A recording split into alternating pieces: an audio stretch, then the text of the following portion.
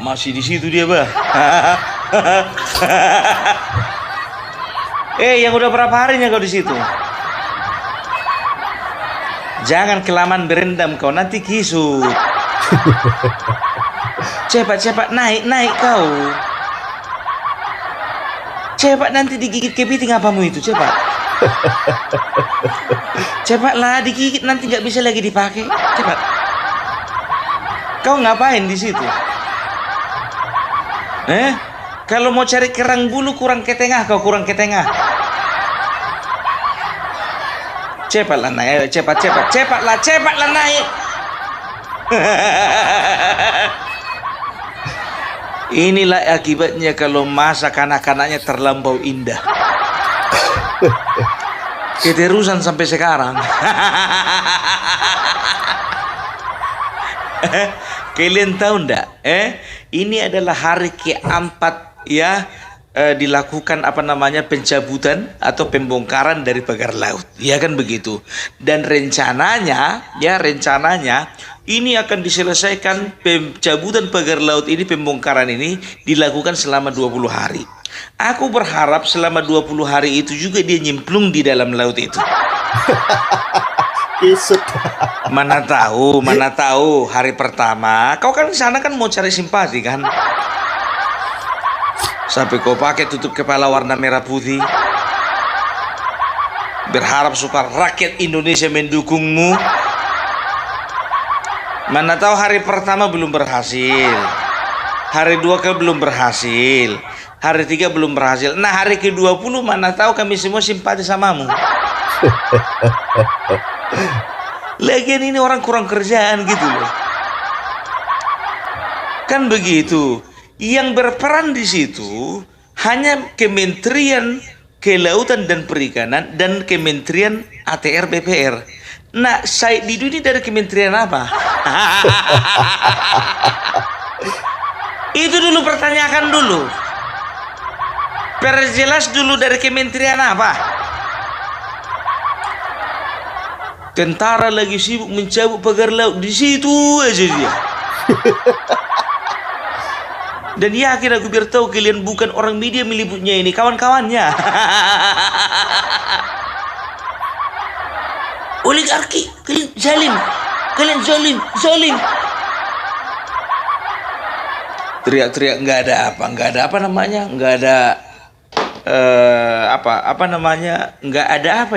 ada bobot gitu loh. Dan ku perhatikan dari kawan-kawannya kan masuk juga ke dalam. Ku perhatikan kawan-kawannya nggak ada Rocky Gerung, nggak ada juga si Refli Harun, nggak ada juga si Faisal Assegaf. Oh, aku baru sadar ternyata ini bukan mainannya ahli tata negara. Aduh. Inilah orang yang model-modelnya ketika menjabat nggak pernah punya prestasi. Kan begitu, nggak bisa dia menciptakan prestasi, ya paling tidak bikin sensasi. Nggak ngerti aku pola pikir kawan ini, jujur. Aduh, tapi itulah ya, bukannya bilang apa ya. Orang makin banyak pengalamannya, itu biasanya itu makin gak mau ya makin gak mau dia bertindak yang aneh-aneh. Karena apa? Dia punya pengalaman, dia punya bobot, dia punya skill, dia punya harga diri. Nah, ini kan kemarin kan cuma 2 tahun. Setelah itu nggak tahu jadi apa dia. Mungkin juga tanah dan juga empang yang katanya 2 hektar lebih ya, 2 atau 10 hektar yang ada di dekat PIK itu juga mungkin hasil dari kerja dia waktu dulu itu. Aduh, Bapak Said Didu.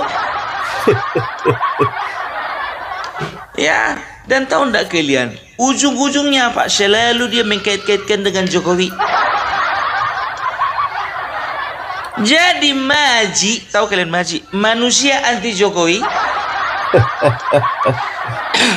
selalu berusaha untuk mengkaitkan apapun masalah yang ada di bangsa ini kepada Bapak Jokowi dan keluarganya. Ya kan? Mulai dari masalah si Hasto yang disalahkan Jokowi. Begitu juga masuk ke masalah Harvey Muiz, Bapak Jokowi juga. Sampai pagar laut juga Bapak Jokowi. Ini adalah orang-orang dengan sumbu pendek. Kalau begitu, kalian harus fair. Kemarin ada menteri yang didemo sama anggotanya gara-gara suka main tampar. Kan begitu. Coba kalian salahkan dulu Bapak Prabowo. Salahkanlah. Kan begitu, ya kan? Jadi begini, ya. Kalau bicara tentang pagar laut ini, nggak usah nyampe-nyampe sama Bapak Jokowi. Cukup mentok di kementerian. Gitu loh ya. Jadi kalau bisa dibilang, sebetulnya masalah pagar laut ini gampangnya ini, cuman dibikin susah. Kayak gitu biar tahu kan iklan rokok, iya kan? Kalau bisa dibikin susah, ngapain dibikin gampang? Ada itu iklannya. Oh, menyesatkan ini, pikirku begitu. Sampai iklan rokok pun ku tengok balihonya besar kali. Papan reklamnya itu. Kalau bisa dibikin susah, ngapain dibikin mudah? Aduh, jadi begini, kalau masalah pagar laut ini, yang pertama kita harus lihat, ya kan? Yang pertama itu siapa yang buat, itu yang paling pertama. Gampang sebetulnya kalau mau tahu siapa yang buat, ya kan begitu. Ya, kalau misalnya ada satu bangunan, ku bilang lah dulu bukan bangunan sih. Kalau ada pancang kayak gitu banyak 30 kilo, ya berarti itu kan butuh modal besar. Kan begitu. Apakah bisa perseorangan bikin pagar laut? Aku rasa nggak mungkin. Untuk apanya itu? Ini biasanya kan ada korporasi gitu, ada perusahaan-perusahaan, kan begitu. Kalau sudah ada berbicara perusahaan, berarti ada legalitas, ada proses, kan begitu. Ya, sekarang begini, kita lihat saja, ya, pagar laut itu, ya katanya membentang di 16 desa, di 6 kecamatan, kan begitu. Tanya satu-satu kepala desanya. Tanya, seragamkan bahasanya semua.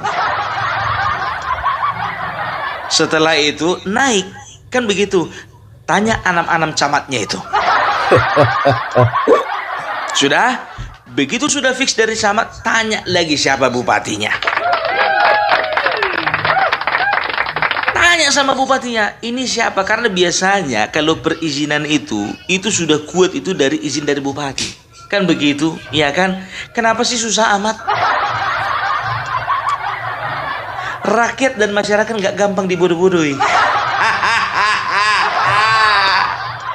Masalahnya sekarang nama-nama perusahaannya masih abu-abu. Gitu dia, ya. Itu yang pertama. Baru yang kedua, ya. Yang kedua, ya. Kapan ditancapkannya pancang-pancang laut itu? Ya kan gitu, ya kan? Jadi kalau bicara itu, ini ada banyak versi nih. Yang pertama katanya tahun 2020, ya, tapi legalitasnya 2023. Ada juga menyebutkan tahun 2000-an. Ada juga menyebutkan tahun 80-an. Kenapa nggak sekalian aja tahun 45? Lebih masuk akal. Karena rakyat kita berjuang dengan bambu runcing. Setelah selesai perang, bambunya ditancapkan semua ke laut. Iya kan begitu kan? Ya, yang versi yang tahun 80 ini paling lucu. Mereka mengatakan bahwasanya waktu itu tahun 80 itu masih wilayah daratan itu. Nah, terjadilah abrasi. Dulu sawah itu tambak udang itu dulu. Abrasi tahun 80-an, berarti udah sekitar 40 tahun yang lalu. Kalau misalnya 40 tahun yang lalu, kurasa gak akan jadi masalah sekarang ini tuh. Tahun 90 udah ada masalah itu. Jadi kalau bisa aku bilang terpatahkan lah itu, ya kan? Kapan dibikinnya itu? Kalau kurasa itu tahun-tahun 2000 2020 itu lebih masuk akal lah. Sekarang begini, dari mana kita tahu itu tahun 2020, tahun 80, tahun 2022, kapan? Ya dari mana kita tahu? Tanya sama nelayan. Katakanlah kepala desanya itu nggak pala tahu kan karena apa? Karena mereka bukan nelayan. Tanya sama nelayan. Ya kan tanya satu-satu. Jangan tanya sama nelayan yang baru setahun 2 tahun. Tanya sama nelayan yang sudah puluhan tahun, kan banyak di situ ya kan. Kan mereka menjadi saksi mata ya. Bisa mereka itu ke laut dan kapan mereka mulai nggak bisa ke laut gara-gara pagar laut itu kan bisa ketahuan. Tanya satu-satu. Katakanlah misalnya nelayan yang sudah kira-kira 10 tahun di situ. Lewatlah si Mahmud. Mas Mahmud sini dulu. Bapak namanya siapa? Loh, tadi kan sampean yang bilang manggil nama saya. Oh iya, sorry Pak. Pak Mahmud, ini pagar laut ini kira-kira kapan ini? Oh, kalau ini kira-kira sekitar baru 2020 lah Pak. Kan gitu. Nggak percaya lagi contohnya misalnya. Kalau satu orangnya nggak mungkin informasi dari cuma satu orang, ya kan? Tanya lagi. Lewat lagi satu nelayan namanya Mas Agri, ya kan? Mas Agri sini dulu. Siapa namamu Mas? Ya namaku Agri, kan kau udah panggil tadi. Oh iya Mas, lupa Mas. Mas nanya, ini pagar laut ini kapan ini Mas dibikin? Pagar laut ini ya kira-kira tahun 2020. Sama yang Mas Mahmud tadi. Ya, kenapa bisa sama jawabannya? Karena yang satu mertua, satu menantu.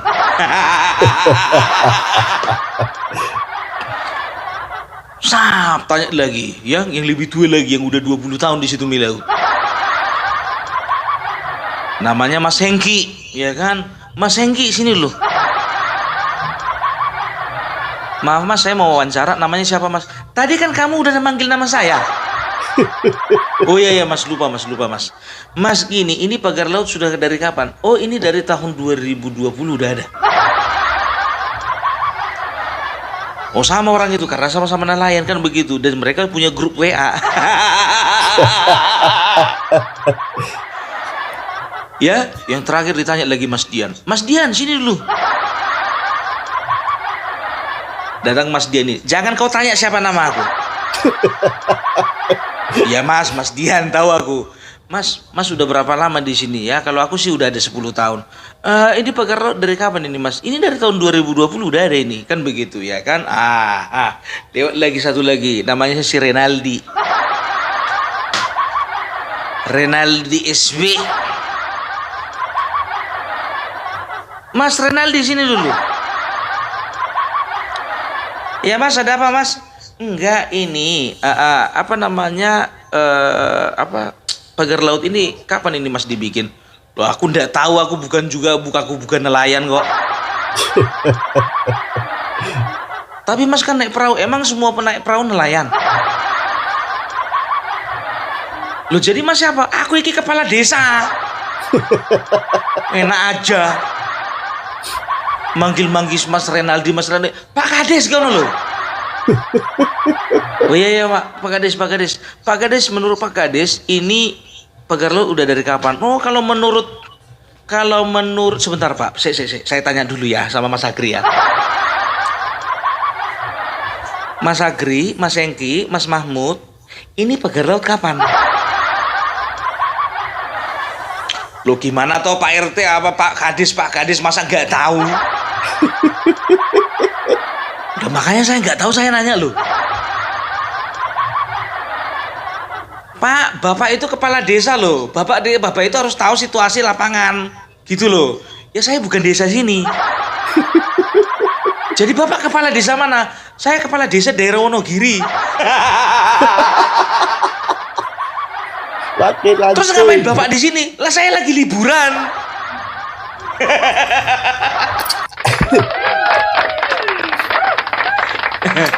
Tolong yang nama-namanya disebutkan tadi jangan marah ya kan? Ini hanyalah cerita fiktif belaka. Aduh, tanya sama nelayannya. Gampang kan sebetulnya kan? Ya kadang-kadang kita rakyat Indonesia itu harus dikasih analogi begitu biar ngerti. Kadang berita-berita di TV ini rumit kali. Aduh, dan tahu enggak kalian ya? Makanya setelah kalau bisa dikatakan kalau misalnya mempersalahkan Jokowi itu udah kejauhan. Udah kejauhan karena apa? Yang namanya perizinan. Aku juga punya usaha. Dan usaha kami itu ya, itu cukup izin dari bupati sudah bisa beroperasi.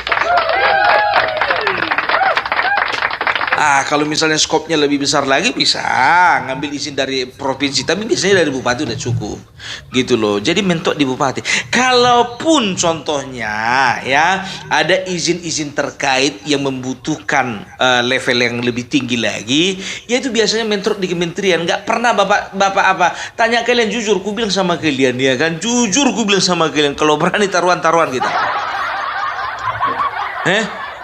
Yakin aku dari izin semuanya itu nggak ada Bapak Jokowi tanda tangan. Nah, ada tanda tangan itu. Jadi kayak orang bodoh kita jadinya kayak gini kan. Jadi kalau bicara tentang perizinan legalitas itu biasanya mentor di kementerian kan begitu. Nah, sekarang begini, maki masyarakat anti korupsi ya itu sudah membuat laporan ke KPK, melaporkan 2 menteri. Kacau ini. Ini ujung-ujungnya yang disalahkan Jokowi juga. Pasti. Memang mereka tidak menyebut secara gamblang, tapi kalau bisa kulihat sih antara dua itu ada 2 itu. Satu menteri KKP dan kedua lagi menteri ATR BPN, ya kan, yang 2 ini. Kalau bicara menteri ATR BPR ya itu berbicara yang mengeluarkan sertifikat kan begitu. Nah, sekarang begini, aku agak ketahui juga dengan HGB, hak guna bangunan ini ya. Nusron Wahid mengatakan bahwasanya yang namanya HGB itu ada 2 HGB yang diterbitkan kan begitu. Dan menurut beliau ya, karena memang belum 5 tahun, HGB itu bisa digugurkan atau bisa dibatalkan izinnya, sertifikatnya kan begitu ya. Jadi kalau bicara HGB mungkin banyak orang ketawa kan begitu. Oh, ketawa, laut mana ada HGB-nya ya. Jadi ternyata begini ya kan, kita nggak tahu ya, pancang-pancang itu mungkin dipersiapkan untuk reklamasi. Mungkin ya kan, mungkin saja, karena kita bisa lihat Singapura, negara maju, bisa dikatakan sebagian daerahnya itu adalah hasil reklamasi. Mereka perlu mengembangkan wilayah ya dengan cara reklamasi, baru dibikin gedung. Hong Kong begitu, Belanda begitu, dan banyak negara lainnya melakukan reklamasi ya. Takutnya HGB ini adalah persiapan untuk membuat untuk bangunan-bangunan yang telah dipersiapkan ketika proses reklamasi itu dimulai. Nah, mungkin HGB-nya itu curi start. Loh, emang bisa HGB-nya dikeluarkan belum ada bangunan? Di Indonesia nggak ada yang nggak mungkin. Kalian, ini analoginya begini. Kalian pernah nggak ngelihat orang punya SIM tapi belum bisa naik motor? Dia ngurus SIM dulu baru belajar naik motor. Begitu juga SIM mobil, kebanyakan orang punya SIM mobil belum tentu punya mobil. Iya kan, SIM mobil itu ya itu kan bukan tanda kepemilikan kendaraan bermotor kan begitu. Nah, dipakai untuk apa? Untuk dia mengemudikan mobil. Ya entah ngerental kah dia, entah dia itu pakai mobil kawannya, yang penting sudah ada SIM-nya. Masalah punya mobil sampai mati pun juga belum tentu dia punya mobil. Nah, kira-kira begitulah, paham? Jadi biar tahu kalian ya, kalau bicara tentang HGB ya awal-awalnya aku ketawa sih, tapi kalau ditarikkan ke situ apa bisa, nggak tahu juga, namanya Indonesia kan, aku bilang Indonesia itu apa aja bisa. HGB dulu terbit belum ada bangunannya. Belum ada bangunannya karena belum direklamasi. Gitu dia, makanya untuk informasi-informasi ya carilah sumber informasi yang betul-betul akurat, betul-betul valid. Jangan dari si Said Didu. Informasi ngaco semua itu. Kan begitu, ya kan? Kan banyak itu konten kreator mengatakan, Said Didu cuman gara-gara tanahnya nggak dibeli sama PIK makanya sakit hati. Itu dia, ya. Jadi bisa dikatakan kalau untuk masalah apa ini, kalau misalnya masalah pagar laut ini, bahasa Jawa ini complicated. Ya, complicated. Apa itu artinya? Rumit, angel. Nah, itu dia. Ya, rumit karena apa? Karena dibikin rumit. Sebetulnya nggak rumit. Ya, dan juga kan Bapak Presiden Jokowi kan juga kan sudah sudah memberikan keterangan, memberikan klarifikasi. Coba dulu yang namanya proses legalitas itu biasanya berjenjang, kan begitu, ya. Setelah itu kan bukan cuman ada di daerah Tangerang, ada juga di daerah-daerah lainnya gitu. Coba secara menyeluruh dulu dilakukan investigasi.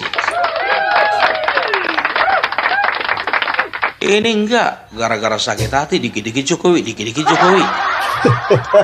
Kalau Said Didu, biar tahu kalian, misinya ini memancing di air keruh. Tahu kalian memancing di air keruh, ya kan? Karena punya kepentingan dia makanya nyemplung. Kalau nggak punya kepentingan nggak nyemplung itu. Aku mau lihat ada Rocky Gerung nyemplung, ada Faisal Asegaf nyemplung. Ada juga Refli Harun nyemplung, nggak ada. Begitu juga Koni juga nggak nyemplung. Karena nggak ada kepentingan. Orang itu pun tahu, Said Didu lah biarlah begitu. Karena tanahnya kemarin itu nggak dibeli harga mahal. Nggak usah kita ikut-ikutan, kita nggak punya tanah di situ. Nah, dengan adanya masalah ini, masuklah di dalam berharap, kalau paling tidak dapat panggung, dapat nama lah. Bro, kalau mau nyari nama di kuburan banyak. Kalau dianalogikan, ya, ini seperti ini gini contohnya. Ya, contohnya begini. Ya, si Said Didu ini sama istri tetangganya, ya. Suka dia, kali dia seksi, cantik, putih, mulus. Kan begitu, tapi disimpannya di dalam hati. Karena apa? Gak sampai dia punya istri, yang sana juga punya suami. Kan begitu. Nah, ketika kelahi, masuklah si Said Didu ini. Dibilangnya lama suaminya, ya kan, udahlah, daripada pusing-pusing kau tinggalkan aja, banyak cewek cari yang lain. Kan begitu. Setelah ngomong sama suaminya, ngomong sama istrinya, Dek, kalau nggak tahan lagi kau tinggalkan aja suamimu itu, masih ada yang nampung abang, siap kok. Kayak gitulah kira-kira. Ya, jadi udah jelas ya, jangan pernah kita percaya dengan orang-orang yang buat gaduh. Apalagi model Said Didu, track recordnya pembuat gaduh gitu loh, oke? Jadi itu dulu dari Opung Parabelak. Salam NKRI harga mati. Salam. Oke, terima kasih teman-teman yang sudah menonton videonya. Itulah keseruan Opung Parabelak membahas dan mengomentari tentang Said Didu. Apabila teman-teman ada pendapat atau ada saran, silahkan komen di kolom komentar. Sampai jumpa di video selanjutnya. Selamat beraktivitas, sampai jumpa.